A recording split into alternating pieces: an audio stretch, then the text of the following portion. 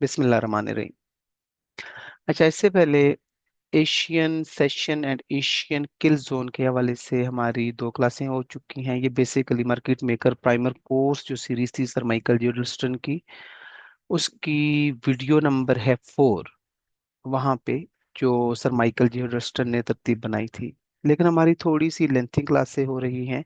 मैं उसी एक वीडियो के एक एक दो दो हिस्से कर रहा हूँ ताकि हम ज़्यादा तफसील से, ज़्यादा डिटेल में चीज़ों को पढ़ सकें। वहाँ पे जो वीडियो नंबर 4 है, आज उसका तीसरा हिस्सा है। यहाँ पे एशियन सेशन और एशियन किल जोन की बात हो रही थी, तो सबसे पहले हम किल जोन को समझ लेते हैं। किल जोन से मुराद सेंट्रल बैंक्स के वो आवर्स हैं, वो टाइम्स हैं जहाँ पे वोलेटिलिटी बहुत ज़्यादा होती है, बहुत ज़्यादा उनका लेन देन चल रहा होता है। यानी आप ये कह सकते हैं कि जब इंस्टीट्यूशनल मनी इन्वॉल्व होती है या स्मार्ट मनी इन्वॉल्व होती है, उन औकात कार को किल जोन्स कहते हैं। अब इसका फायदा ये है एक आम फॉरेक्स ट्रेडर के लिए, एक आम रिटेलर के लिए, कि अगर उसे किल जोन के बारे में मालूमात होंगी तो वो जल्दी अपना प्रॉफिट बना सकता है, उसे बहुत ज़्यादा वेट नहीं करना पड़ेगा। या अगर एसएलबी होता है तो वो भी बहुत जल्दी होगा, प्रॉफिट बनेगा वो भी बहुत जल्दी होगा। मार्केट में वोलेटिलिटी बहुत ज़्यादा होती है। फॉरेक्स की दुनिया में इन्हें पिवटल टाइम्स भी कहा जाता है। इससे पहले भी जो लोग थे जो फॉरेक्स ट्रेडिंग में थे, सर माइकल जे डॉस्टन से पहले की बात कर रहा हूँ, जिन लोगों ने बहुत ज़्यादा फॉरेक्स ट्रेडिंग को हाईलाइट किया, इस पे अपने तजर्बात बयान किए, किताबें लिखी, उन्होंने भी वोलेटिलिटी का जिक्र किया था। वहाँ भी टाइमिंग का जिक्र था, लेकिन उसको ज़्यादा बेहतरीन तरीके से, ज़्यादा अच्छे तरीके से बयान किया गया सर माइकल जे की तरफ से। इन्होंने इन किल जोन्स को ज़्यादा अच्छे अंदाज में बयान किया, और उससे ज़्यादा बेनिफिशियल कोई कैसे हो सकता है वो तरीक़ाकार भी सर माइकल ने बताया। तो इस वजह से इनकी बहुत ज़्यादा अहमियत है। और आजकल आप यूट्यूब पे और अपने दोस्तों यारों से भी सुनते होंगे कि किल जोन किल जोन, तो ये इसको ज़्यादा जो ये टर्म वायरल हुई, ये आईसीटी के बाद हुई, यानी सर माइकल जे के बाद हुई। एशियन सेशन की टाइमिंग्स मैंने यहाँ पे लिखी हैं, और इससे पहले भी मैंने इस चीज़ का जिक्र किया था कि जब भी हम बात करेंगे, हमारे पास जो टाइमिंग रहेगी वो रहेगी UTC-4 गर्मियों में, और सर्दियों में UTC-5। आई मीन अमेरिका का जो स्टैंडर्ड टाइम है, हम उसके मुताबिक हर चीज़ को यहाँ पे डिफाइन करेंगे। एशियन सेशन की टाइमिंग है, ये आपके सामने है, और एशियन सेशन जो किल जोन है उसकी टाइमिंग भी आपके सामने है यहाँ पे। सर माइकल ड्यूडल्स्टन ने जो टाइम बताया है एशियन सेशन किल जोन का, वो अस्सलाम 7 PM, वालेकुम अस्सलाम, 7 PM टू 10 PM। कुछ मैं आर्टिकल्स पढ़ रहा था या कुछ साइट्स पे मैं देख रहा था, कुछ वीडियोस में भी देख रहा था, इसको मुख्तलिफ लोगों ने आगे पीछे करके बयान किया हुआ है। चूंकि हम आईसीटी को पढ़ रहे हैं तो हम आईसीटी के मुताबिक ही इन टाइमिंग्स को लेके चलेंगे। देखते हैं, तो सबसे पहले एक चीज जो आप लोगों ने देखनी है, एक इंडिकेटर का जिक्र कर लेते हैं। बल्कि यहाँ पे एक इंडिकेटर जो बहुत ज़्यादा ज़रूरी है, उसके बारे में मैं बात कर लेता हूँ ताकि आप लोगों को मार्किंग करने में आसानी हो और आपका टाइम ज़ाया ना हो, उसकी बचत हो। अच्छा, हम कोई ऐसा इंडिकेटर यूज़ नहीं करेंगे कि जिसमें कोई इस चीज़ का जिक्र किया गया हो कि कहाँ पे सेल करना है, कहाँ पे बाई पोजीशन में जाना है हमने। तो ऐसा कुछ नहीं है, ठीक है। यानी ये बेसिकली आप इन इंडिकेटर्स को टूल्स भी कह सकते हैं। यहाँ पे एक इंडिकेटर था, आज ही मैं देख रहा था उससे, इससे पहले मैंने नहीं देखा, सेशन ऑन चार्ट। इसको देखे, मैं यहाँ पे ना अप्लाई किया मैंने इसको यहाँ पे चार्ट पे। हमारे पास जो चार्ट है, जो पेयर है, वो है USD JPY। अब ये चूंकि वीकली है, ठीक है, वीकली है, जब मैं छोटे टाइम फ्रेम में जाऊंगा तो ये खुद ब खुद ही डिस्प्ले होना शुरू हो जाएगा। अच्छा, एक और चीज जिसका जिक्र करना यहाँ पे बहुत जरूरी है, इससे पहले वाली क्लास में हमने ये बात की थी कि जो क्रॉस पेयर्स होते हैं एशियन सेशन के, जैसे AUD JPY, NZD JPY, इस टाइप की जो पेयर हैं, अगर आप उनमें ट्रेड करते हैं तो वो भी बहुत ही जबरदस्त हैं। लेकिन एशियन सेशन ऐसी करेंसी कि जिसका पेयर हो डॉलर के साथ, आप उसको भी ट्रेड कर सकते हैं। अगर डॉलर उस वक्त में फ्रीज हुआ हुआ है, यानी कंसोलिडेशन में है, तो जो दूसरी करेंसी है, मसलन NZD है, JPY है, AUD है, यानी ऑस्ट्रेलियन डॉलर है, ऑसी भी उसे कह देते हैं, तो वो जरूर उसमें कोई ना कोई तब्दीली हो रही होगी डॉलर के मुकाबले में, तो वहां पे भी कोई ना कोई मूव, कोई ना कोई ट्रेड आप कर सकते हैं। कहने का मतलब ये कि एशियन सेशन के आपस में क्रॉसेस, और इस एशियन सेशन की वो करेंसी के जिसका पेयर बन रहा हो लंदन के साथ, यानी लंदन सेशन के किसी किसी करेंसी के साथ, मसलन पाउंड के साथ, सीएचएफ के साथ, या फिर डॉलर के साथ, तो आप उनको भी ट्रेड कर सकते हैं अगर वहां पे आपको कोई मौका मिलता है तो। लेकिन जो आइडियल पेयर हैं, बिल्कुल जो आइडियल पेयर हैं, वो रहेंगे उनके आपस में क्लासेस जो एशियन सेशन की अपनी करेंसीज हैं। चार्ट हमने खोला हुआ है जी, यूएसडी जेपीवाई। अब आप देखें, इसमें एक जो करेंसी है वो है जापानीज येन, और दूसरी है यूएस डॉलर। तो इसी को देख लेते हैं, एक रैंडम चार्ट है। सबसे पहले हम देखेंगे हायर टाइम फ्रेम्स में बाइस क्या है। सिर्फ एक कर्व को देख लेते हैं। आ जाओ यार इधर। अच्छा, इससे पहले मैं आपको बता चुका हूं कि अगर किसी एक तरफ की लिक्विडिटी पर्ज हो जाती है, जैसे ये थी, ये सेल साइड लिक्विडिटी थी, और ये पर्ज हो चुकी है, एसएसएल पर्ज यहाँ पे, ठीक है, ये ली जा चुकी है। तो उसके बाद जो हमारे पास पूरी कर्व बचती है, हम उसे कह सकते हैं कि ये हमारी डीलिंग रेंज है। मैं इंतहाई इख्तिसार के साथ यहाँ पे बता रहा हूँ आपको। इंशाल्लाह डीलिंग रेंज पे हम बहुत ही ज़्यादा तफसील से बात करेंगे बाद में। तो इससे हम कह सकते हैं कि ये हमारी डीलिंग रेंज है। अब यहाँ पे दो चीज़ें, एक तो मोमेंटम शिफ्ट हुआ हुआ है यहाँ पे, ठीक है, क्योंकि वीकली का चार्ट है। मैं असल में लेके आना चाह रहा हूँ आप लोगों को 22 की तरफ, उसके लिए मैं अपना नैरेटिव बिल्ड कर रहा हूँ यहाँ पे। इसके बाद हम चलेंगे एशियन सेशन में और फिर किल जोन में, कि जिसके मुतालिक आज हमारी क्लास है, ठीक है। तो यहाँ पे हम जरा हायर टाइम फ्रेम्स को देख लेते हैं। हायर टाइम फ्रेम्स में हम ये कह सकते हैं जो वीकली बायस है वो बेयरिश है। और अगर हम एक और चीज पे गौर करें, ठीक है, स्लो की मार्केट लिक्विडिटी लेने आ सकती है, यानी इसकी लिक्विडिटी अभी पर्ज नहीं हुई। आई मीन लिक्विडिटी, यहाँ पे लिक्विडिटी पड़ी है, सेल साइड लिक्विडिटी पड़ी है, तो इससे मार्केट लेने आ सकती है। यानी वीकली पे हमारा नैरेटिव ये बिल्ट हुआ है, यानी हमने ये चीज फाइंड आउट की है कि मार्केट वीकली में बेयरिश है। सही हो गया। एक और जो क्लू हमारे पास होगा वो यहाँ है वॉल्यूम इम्बैलेंस। वॉल्यूम इम्बैलेंस को मार्केट ने डिसरिस्पेक्ट किया है, यानी वॉल्यूम इम्बैलेंस से ऊपर जाके कोई भी वीकली कैंडल क्लोज नहीं हुई। ये भी एक हमारे पास साइन है कि मार्केट अभी भी बेयरिश मोड में है। हमारा नैरेटिव क्या बिल्ट हुआ कि मार्केट बेयरिश। हम डेली में जाके देखते हैं जरा, डेली में क्या चल रहा है जी। अच्छा, मैं बहुत ज्यादा वो बुलिश स्विंग और बेरिश स्विंग की उसमें नहीं जा रहा, वो इस वजह से कि फिर बहुत ज्यादा लेंथी क्लास हो जाएगी और चीजें फिर कॉम्प्लिकेटेड हो जाएंगी, मैं नहीं चाहता। अच्छा, ये हमारे अभी हम डेली में हैं, तो डेली में भी इस लेवल की लिक्विडिटी अभी पेंडिंग है जो मार्केट ने अभी तक पर्च नहीं की। यहाँ पे सेल साइड लिक्विडिटी अभी भी पड़ी हुई है यहाँ पे, ठीक है, ये वाला लेवल। तो मार्केट ये लिक्विडिटी लेने भी आ सकती है, और नीचे डेली का ओबी भी है ये वाला, तो मार्केट हो सकता है इसको अप्रोच करे। तो कहने का मतलब ये कि डेली में और वीकली में जो बायस है वो बेयरिश है, वो डाउनवर्ड है। अच्छा, अब मैं इन दोनों चीजों को मिटा देता हूँ। अब हम चलते हैं डायरेक्ट छोटे टाइम फ्रेम में, ठीक है, हमारा इंडिकेटर ऑलरेडी अप्लाइड है। सही। अच्छा, पहले तो इस जरा इंडिकेटर की हम सेटिंग कर लेते हैं। यहाँ के गियर के निशान पे क्लिक करते हैं, बाकी तो हर चीज सही है। ये टोक्यो सेशन को मैं हटा देता हूँ यहाँ से, ठीक है, टोक्यो सेशन को ये बताता हूँ क्यों हटाया।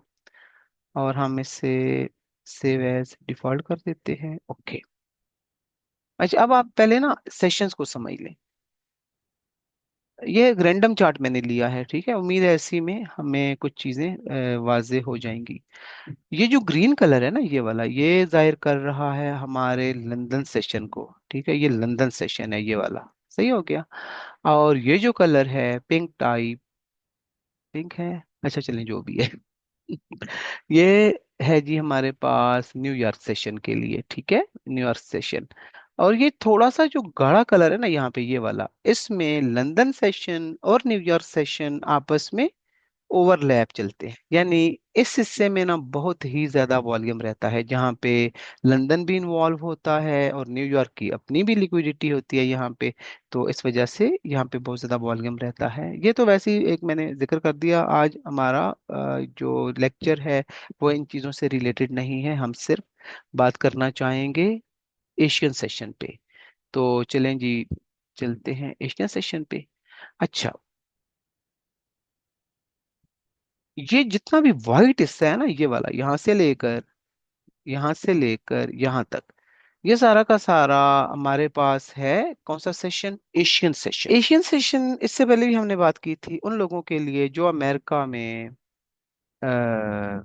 9 to 5 p.m., 9 a.m. to 5 p.m. Job करते हैं। उनके लिए ये बड़ा सुटेबल है, क्योंकि उन्हें न्यूयॉर्क सेशन और लंदन सेशन ट्रेड करने का टाइम नहीं मिलता। तो ये उनके लिए बड़ा आइडियल है। इसके अलावा पूरी दुनिया में वो लोग जो सिर्फ एशियन सेशन को ट्रेड करते हैं, कि इसकी कोई भी वजह हो सकती है, उनका रीजन हो सकता है, उनकी काम की टाइमिंग्स हो सकती हैं।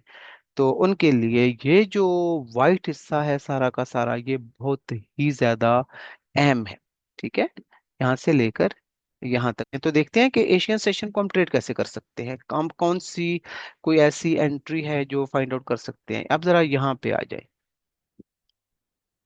हाँ, इससे पहले ठहरे मैं 1 घंटे में चलता हूँ, जरा आपको देखते हैं जी।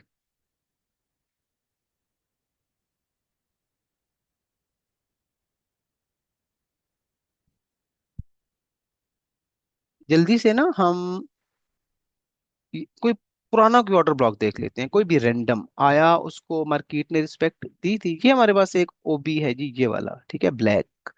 ये आप इसे भी ओबी मार्क कर सकते हैं, और इसको ऐसे करके इन तीनों को भी आप बतौर ओबी ले सकते हैं, ठीक है। लेकिन चूंकि 1 घंटे का ओबी तो हमने लेना ही नहीं है, तो बहुत ही बड़ा हो जाएगा। तो हम इसको जरा, क्योंकि हमारा एसएल बहुत बड़ा हो जाएगा, तो हम चलते हैं 3 मिनट्स में जाके जरा देखते हैं इसको। आपकी नजर किस पे रहेगी? जो एशियन सेशन अभी आएगा, ठीक है। चलिए, ये तो मैं आपको बैक टेस्टिंग के तौर पे बता रहा हूँ, ठीक है, ये सब कुछ।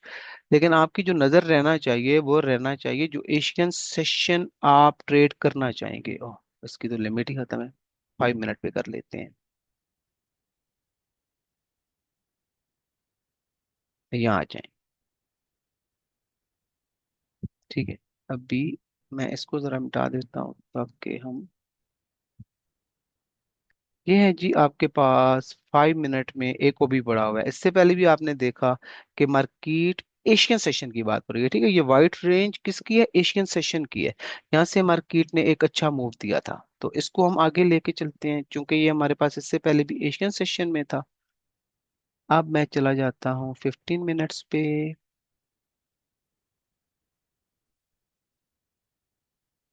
थोड़ा सा ना, थोड़ी चीजें आपको कॉम्प्लिकेटेड लगेंगी, लेकिन ये है नहीं।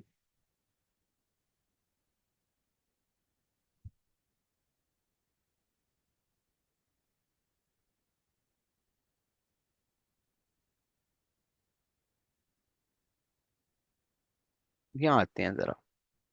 अच्छा, ये कौन सा एशियन सेशन है? आज की डेट का, ठीक है, आज सुबह का है, ये पाकिस्तानी टाइम के मुताबिक मैं बात कर रहा हूँ। अच्छा, अब देखें जरा। आज जब सुबह एशियन सेशन स्टार्ट हुआ था, आज सुबह जब एशियन सेशन स्टार्ट हुआ था, तो उसके बाद की ये मूवमेंट है जो जिसको हम अभी डिफाइन करेंगे यहाँ पे। अच्छा, इससे पहले मैंने क्या चीज की थी? जब इंडिकेटर अप्लाई करने के फौरन बाद मैं कहाँ पे गया था? हायर टाइम फ्रेम में। हायर टाइम फ्रेम में वीकली में, डेली में जाके हमने क्या देखा था? यानी वीकली में जाके हमने, डेली में जाके हमने क्या देखा था? कि जो मार्केट सेंटिमेंट्स हैं वो डाउन है। जो मार्केट का ट्रेंड है वो डाउन है, वो बेयरिश है। अच्छा, इसको आज, चूंकि आज जब सुबह एशियन सेशन स्टार्ट हुआ था, ये एशियन, ये इंडिकेटर हमने लगाया हुआ है, ये इंडिकेटर भी हमें पॉइंट आउट कर रहा है, इंडिकेटर के बगैर भी आप ये चीजें कर सकते हैं। इंडिकेटर इस वजह से लगाया कि टाइम की बचत हो। तो यहाँ पे इससे देखिए मार्केट कंसोलिडेशन में थी, एक रेंज में चल रही थी, लेकिन जैसे ही एशिया स्टार्ट हुआ मार्केट में मूवमेंट आई यहाँ पे। एक तो वो जो एक सांप का ओबी था, यानी सुबह आप आते हैं यहाँ पे, इंडिकेटर लगा लें या उसको वैसे मार्क कर लें। यहाँ पे हम देखेंगे इससे पहले कोई ऐसा, कोई मार्केट सिग्नेचर पड़ा हो, कोई ऐसा रेफरेंस पॉइंट पड़ा हो, कोई प्राइस डिलीवरी अरे यानी कोई ऐसा पीडी अरे हो कि जो सपोर्ट कर रहा हो, जो अलाइन हो आने वाले, जो हम एंटिसिपेट कर रहे हैं यहाँ पे उस मूव के साथ।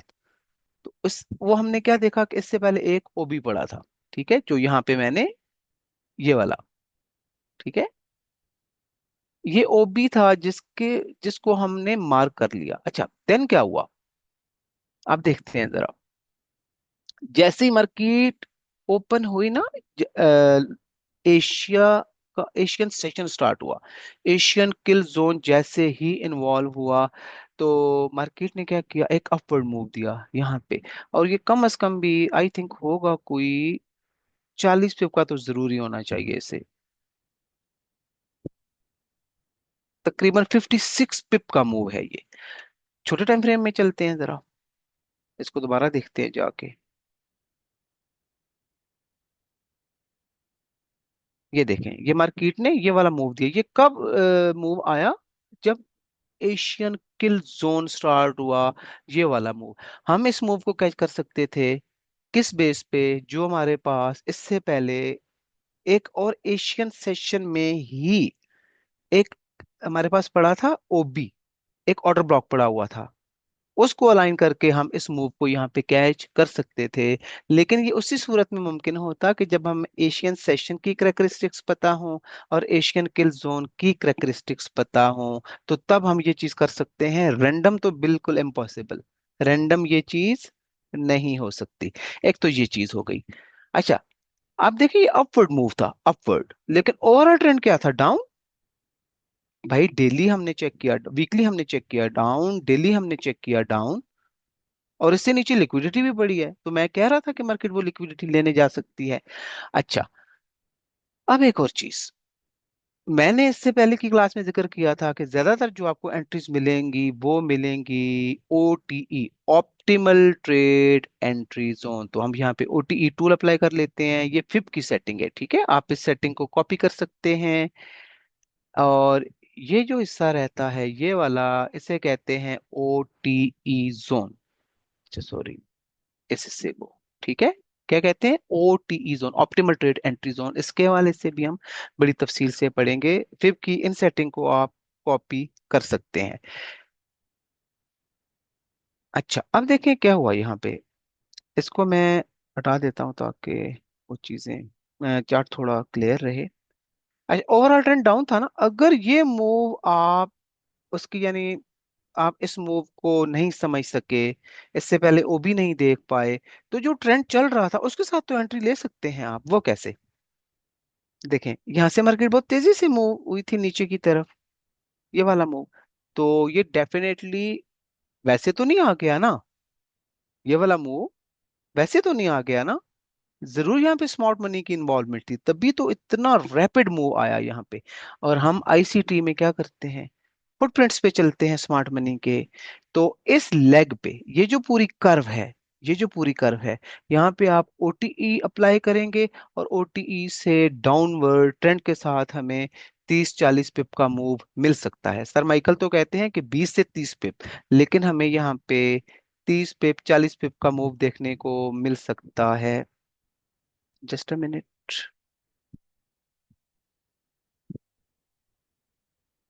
यहाँ पे ये थी जी एक एग्जांपल, सही है। आप लोगों के लिए जी जो असाइनमेंट है ना, वैसे मुझे पता है जमा किसी ने नहीं करवानी, नहीं सबमिट करवानी, आप लोगों ने मेहनत नहीं करनी। इस किस्म की 3 से 4 एग्जांपल्स आपने ढूंढनी है और सबमिट करवानी है। अब आपका कोई क्वेश्चन हो तो पूछ सकते हैं वो।